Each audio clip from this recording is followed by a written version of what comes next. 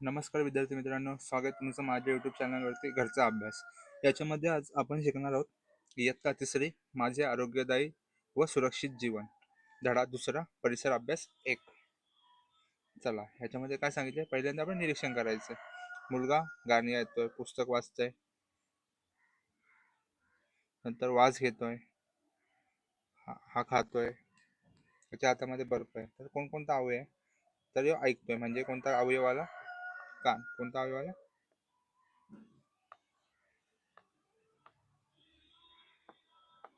कान. कोणता अवयव? कान. वाचतोय म्हणजे डोळे. वास घेतोय म्हणजे नाक. खातोय म्हणजे आपल्याला जीभ. चव समजते आपल्याला. हातामध्ये थंड त्वचा. काय? त्वचा. आता बघा, आपली 5 ज्ञानेंद्रिय. डोळे माझे जग बघती, प्राणी पक्षी ते विविध किती. आपल्या डोळ्याने आपण जग बघतो, प्राणी पक्षी किती विविध आहेत ते ऐकतो. कान ऐकती सुंदर स्वर, आवाजांवर त्यांचा भर. आपले कान सुंदर स्वर ऐकतात आणि आवाजांवर त्यांचा भर असतो. जीभ सांगे चवती न्यारी, आंबट कडू गोड भात. जीभ आपल्याला चव सांगते, आंबट कडू गोड. नाकाचा तर भलताच तोरा, वाऱ्या सांगे सुगंध न्यारा. नाक आपल्याला वाऱ्याचा सुगंध किंवा आपल्याला वास वास घेतो, आपण नाकावाटे घेतो. त्वचा माझी सांगे मजला, सोडशाचा तो अर्थ खरा. त्वचा आपल्याला सोडशाचा अर्थ सांगायचा, आपल्याला काय गरम लागतं, थंड लागतं हे सांगतं. 5 इंद्रियांची मिळता साथ, अभ्यास होई आपोआप. या 5 इंद्रियांची आपल्याला साथ मिळेल की आपला अभ्यास आपल्या आप होईल. आजूबाजूच्या परिस्थितीची जाणीव करून देणारे अवयव म्हणजे ज्ञानेंद्रिय. आपल्या आजूबाजूची परिस्थितीची जाणीव आपल्याला येते ते अवयव कोणते? ज्ञानेंद्रिय. डोळे, कान, नाक, जीभ आणि त्वचा ही आपली 5 ज्ञानेंद्रिय आहेत. यांनाच पंचेंद्रिय असे म्हणतो. त्यांची कामे कोणती ती पाहूया. कोणती कोणती 5 ज्ञानेंद्रिय आहेत? डोळे, कान, नाक, जीभ आणि त्वचा ही आपली 5 ज्ञानेंद्रिय आहेत. यांना आपण पंचेंद्रिय म्हणतो. आता यांची कोणकोणती कामे ते आपण पाहूया. ज्ञानेंद्रियांची कार्य. डोळ्यांपुढे आपण पाहू शकतो विविध प्रकारच्या वस्तू, पदार्थ, त्यांचा आकार, रंग हे आपल्या डोळ्यामुळे समजते. वस्तू किती दूर आहे याचा अंदाज आपल्या डोळ्यामुळे येतो. डोळ्यामुळे आपण पाहू शकतो, जग पाहू शकतो. विविध प्रकारच्या वस्तू, पदार्थ, त्याचा आकार, त्यांची शेप कोणते, आकार कोणता आहे, रंग कोणता आहे हे आपल्या डोळ्यामुळे समजतं. आणि ती वस्तू आपल्यापासून लांब आहे की जवळ हे आपल्या डोळ्यामुळे समजतं. आता दुसरा आहे कान. काय आहे? कान. कानामुळे आपण ऐकू शकतो. विविध आवाजांची ओळख आपल्याला कानामुळे होते. आवाज कोणत्या दिशेने येतो ते आपल्याला कानामुळे समजते. कानामुळे आपण काय करू शकतो? ऐकू शकतो. आता ब्लूटूथ स्पीकर, ब्लूटूथ हेडसेट आपण लहान मुले लावतात, ते आपण करू शकतो. आता इथे मागून सायकलवाला काका आले, त्यांनी आपल्याला ट्रिंग ट्रिंग अशी घंटी वाजवली, आपलं लक्ष मागं जातं. ते आपला आवाज कशामुळे आला? कानामुळे आला. आवाज कोणत्या दिशेने येतो हे आपल्याला कानामुळे समजते. आता पुढचं पाहूया. नाक. नाकाने आपण श्वास घेतो. फुलांचा, फळांचा, अत्तराचा सुगंध नाकामुळे समजतो. तर खराब झालेल्या अन्नाचा, ओल्या कचऱ्याचा दुर्गंध नाकामुळे समजतो. आता मुलगा नाकाने कोणते फळे त्याच्या हातात? आंबा. आंब्याचा वास घेतोय. तर नाकाने आपण श्वास घेतो. फुलांचा, फळांचा, अत्तराचा सुगंध नाकामुळे समजतो. तर खराब झालेल्या अन्नाचा, ओल्या कचऱ्याचा दुर्गंध नाकामुळे समजतो. नाकामुळे आपल्याला हे सगळं समजत असतं. आता पाहूया त्वचा. त्वचेमुळे आपल्याला गरम, थंड, मऊ, कठीण, खडबडीत, गुळगुळीत पदार्थ स्पर्शाची जाणीव होते. विविध प्रकारच्या वस्तूंचा पोत ओळखण्याचे काम त्वचेमुळे होते. त्वचेमुळे आपल्याला कोणती वस्तू गरम आहे, थंड आहे, खडबडीत आहे, गुळगुळीत आहे, त्या सगळ्या स्पर्शाची जाणीव आपल्याला त्वचेमुळे होत असते. विविध प्रकारच्या वस्तूंचा पोत ओळखण्याचे काम त्वचेमुळे होते. त्वचेमुळे हे सगळं काम आपले ओळखलं जातं. आता पाहूया जीभ. जिभेमुळे आपल्याला चव समजते. गोड, आंबट, खारट, कडू या 4 चवी आपल्या जिभेमुळे समजतात. जिभेमुळे आपल्याला काय समजते? चव समजते. गोड, आंबट, खारट, कडू. तिखट अन्नपदार्थ खाण्याने जिभेची आग होते. कच्चा पेरू तुरट लागतो. तिखट व तुरट या 2 संवेदना आहेत. अन्न चघळणे, तोंडात अन्नाचा घास फिरवणे, गिळणे या क्रियांना जीभ मदत करते. जीभ या 3 क्रिया आहेत. अन्न चघळणे, तोंडात अन्नाचा घास फिरवणे, गिळणे या क्रियांना जीभ मदत करते. आता जिभेवरील चवींचा उत्सव.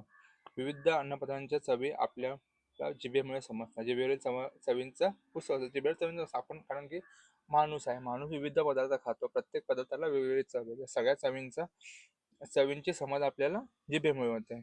तर कारलं कडू आहे, चिंच आंबट आहे, गुलाबजाम गोड आहे, मीठ खारट आहे. हे कशामुळे समजलं आपल्याला? कशामुळे समजलं? जिभेमुळं. आता माहीत आहे का तुम्हाला, षड्रस हे आयुर्वेदातील महत्वपूर्ण तत्व आहे.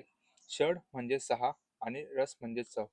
आयुर्वेदानुसार गोड, आंबट, खारट, कडू, तिखट व तुरट या 6 रसांना षड्रस म्हणतात. काय म्हणतात? षड्रस म्हणतात.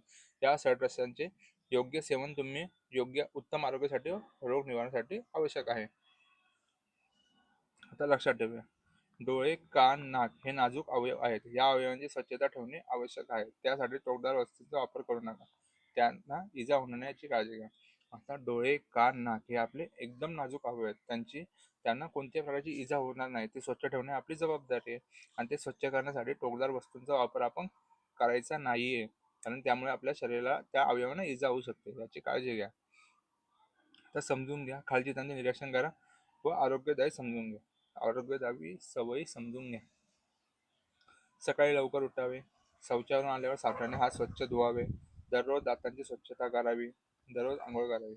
लवकर उठायचं आहे, शौचावर जाऊन साबणाने हात स्वच्छ धुवायचे, दातांची स्वच्छता करायची, दररोज आंघोळ करायची, दररोज व्यायाम, प्राणायाम, योगा करायचा आहे, स्वच्छ कपडे घालायचे आहेत, नियमित नखे कापायचे आहेत, नियमित केस कापायचे आहेत, नियमित केस धुवायचे आहेत, आपल्याला पुरेसं पाणी प्यायचं, पौष्टिक अन्न खायचं आहे, पुरेशी झोप घ्यायची आहे, जेवणापूर्वी व जेवणानंतर हात स्वच्छ धुवायचे आहेत, सार्वजनिक ठिकाणी आपल्याला कुठे थुंकायचं नाही, जो आपल्याकडे कचरा असतो तो आपल्याला कचरा पेटीत टाकायचा आहे, ओरडून मोठ्याने बोलायचं नाही, कारण दुसऱ्यांना यामुळे डिस्टर्ब होतं. या सगळ्या चांगल्या सवयी आहेत. या सगळ्या तुम्ही चांगल्या सवयीचं आचरण केलंच पाहिजे. आता निरीक्षण करा, याच्यामध्ये मुलं बागेत गेले आहेत, इथे घसरगुंडी, एक मुलं घसरगुंडी खेळतोय, एक मुलाचा पाय फ्रॅक्चर आहे, एक फुटबॉल खेळतो, एक दोरे उड्या खेळतो, एक मुलगी धावते. तुम्ही कोणकोणते खेळ खेळता? पहिला प्रश्न, तुमचा आवडता खेळ कोणता? तो खेळ तुम्हाला का आवडतो? खेळ खेळल्याने तुम्हाला काय फायदे होतात? खेळ खेळण्याने काय होतं? आपलं शरीर तंदुरुस्त राहतं, शरीरात स्फूर्ती राहते. तुम्हाला विविध खेळ आवडत असतील, क्रिकेट झालं, विटी दांडू झाला, फुटबॉल झाला, सध्या वर्ल्ड कप चालू आहे, असे विविध खेळ आवडतात. लंगडी झाला, खो खो झाला, कबड्डी झाला, हे मैदानी खेळ आहेत. आता ते खेळ खेळताना आपल्याला काय काय काळजी घ्यायची ते पाहायचं. खेळाचे नियम पाळा, मित्रांना मदत करा, जेवण झाल्याबरोबर मैदानी खेळ खेळू नका, खेळून आल्यानंतर हातपाय स्वच्छ धुवा, पुरेसे पाणी प्या, विश्रांती घ्या, कोणत्याही खेळात जाणून बुजून इजा पोचवू नका, दुखापत झाल्यावर लगेच उपचार घ्या. खेळताना खेळाचे नियम पाळायचे आहेत आपल्याला, आपल्या मित्रांना मदत करायची, जेवण झालं आपल्याला खेळायला जायचं नाही, जेवण झालं थोड्या टायमाने आपल्याला खेळायला जायचं, खेळून झाल्यानंतर हातपाय स्वच्छ धुवायचे, पुरेसे पाणी व विश्रांती घ्यायचे, कोणत्याही खेळाडूला जाणून बुजून इजा पोचवायची नाही, दुखापत झाल्यावर लगेच उपचार घ्यायला जायचे. शिक्षकांसाठी सूचना, खेळाचे विविध फायदे विद्यार्थ्यांना माहिती व्हावेत याची विद्यार्थ्यांनी चर्चा करा. ही चर्चा मी केलेलीच आहे तुमच्याशी. आता पाहूया खाली कोणत्या सवय योग्य अयोग्य हे सांगा. आपण मोबाईलवर गेम खेळतोय तर अयोग्य, आपल्याला जास्त मोबाईलवर गेम खेळायचीच नाही, कमी खेळायचे. प्राणायाम करते मुलगी, प्राणायाम आपल्याला योगा करायचंच आहे, दररोज 5 ते 10 मिनिटं तुम्ही करायचं आहे, त्यामुळे तुमचा फोकस स्ट्रॉंग होईल. जंक फूड खायचं का आपल्याला? नाही खायचं, जंक फूड नाही खायचं. दररोज आंघोळ करायची का? हा, आपल्याला दररोज आंघोळ करायची. सार्वजनिक थुंकायचं का? नाही, सार्वजनिक थुंकावणं ही बॅड हॅबिट आहे. खेळ खेळायचा का? हा, तर खेळ खेळणं चांगली गोष्ट आहे. आपल्या वडीलधाऱ्या माणसांना मदत करायची का? हा, ही चांगली सवय. कचरा कुठे पण फेकायचा का? नाही, ही वाईट सवय. आणखी कोणकोणत्या चांगल्या सवयी सांगता येईल तुम्हाला? घरातला कचरा काढायचा आहे, घराबाहेरचा कचरा काढायचा आहे, शाळेबाहेरचा काढायचा आहे, रस्त्यावर कुठे कचरा असेल तर तो कचरा पेटीत टाकायचा आहे. या चांगल्या सवयी आहेत. आपला परिसर स्वच्छ जितका राहील तितकं चांगले आहेत. या सगळ्या चांगल्या सवयी आहेत. आता समजून घ्या, माझे शरीर माझेच आहे, त्याला कोणीही इजा करू शकत नाही. आपलं शरीर आपलंच आहे. खाजगी अवयव, ओठ, छाती, कमरेच्या खालचा भाग यांना खाजगी अवयव म्हणतात. या अवयवांकडे बघणे, त्यांच्याबद्दल बोलणे व स्पर्श करणे कोणाला परवानगी नाही. हा स्पर्शाचा नियम आहे. आपल्याला शरीराचे ओठ, छाती, कमरेच्या खालचा भाग यांना आपण खाजगी अवयव बोलतो. या अवयवांकडे बघणे, त्याच्याबद्दल बोलणे, स्पर्श करणे याची कोणालाही परवानगी नाही. हा स्पर्शाचा नियम आहे. गुपित, स्पर्शाचे नियम मोडून कोणी तुमच्याशी चुकीचे वागले, तुम्हाला ही गोष्ट गुपित ठेवायला सांगितलं, वडीलधाऱ्यांपासून ती अजिबात लपवू नका. असं जर तुम्हाला कोणी या ठिकाणी स्पर्श केलं, ओठ, छाती, कमरेचा खालचा भाग, तर ते गुपित तुम्ही लपवून ठेवू नका. आपल्या जबाबदार आई वडिलांना, जबाबदार व्यक्तीला घरातल्या तुम्ही सांगा. तुमच्या आवडत्या माणसाने तुम्हाला जवळ घेतले, पापा घेतला तर तुम्हाला आवडते, पण दुसऱ्या कोणी केलं नाही, भीती वाटली, आवड नाही, तर वडीलधाऱ्यांना नक्की सांगा. आपण आपल्या आईला मिठी मारतो, वडिलांना मिठी मारतो, ताईला भावाला मिठी मारतो, तर ही चांगली गोष्ट आहे. पण दुसरा कोणता एखादा व्यक्ती आला त्याने आपल्याला जर असं करायला लागलं, असं कोण आपल्या करायला लागलं, तर आपल्याला आवडत नाही. मग ही गोष्ट आपल्या आई वडिलांना नक्की सांगा. आरडाओरडा करून पळून जा. असं काही कोणी नावडतं स्पर्श करा, तुम्ही आरडाओरडा करा, नाहीतर तिथून पळून जा. हे तुम्ही नक्की करा. तुमची चूक कधी नसेल. जर कोणाला तुमचं नावडते स्पर्श करत असेल, यामुळे तुमची चूक नसते. जर कोणी तुम्हाला असा स्पर्श केला नावडता, तर त्यात तुमची चूक नाही, ती त्या सर्वस्व त्याची चूक आहे. हे तुम्ही त्याबद्दल तुम्ही गिल्ट करू नका, वाईट वाटून घेऊ नका. सांगावं, लक्षात ठेवा. नावडते स्पर्श झाला तुमचे आई बाबा, आजी आजोबा, शिक्षक यांना त्वरित सांगावं, तुम्हाला नक्की मदत. असा जर स्पर्श झाला तर आपले आई वडील, आजी आजोबा, भाऊ बहीण यांना नक्की सांगा, त्यामुळे तुम्हाला नक्की मदत मिळेल. अशा प्रकारे यातला मी पहिला भाग झालेला आहे. पुढचा भाग मी पुढच्या व्हिडिओमध्ये टाकतो. अशा प्रकारे आपला धडा दुसरा यातला आरोग्यदायी, माझे आरोग्यदायी सुरक्षित जीवन याबद्दल ही माहिती सांगितली. बाकीचं आपण पुढच्या भागात पाहूया.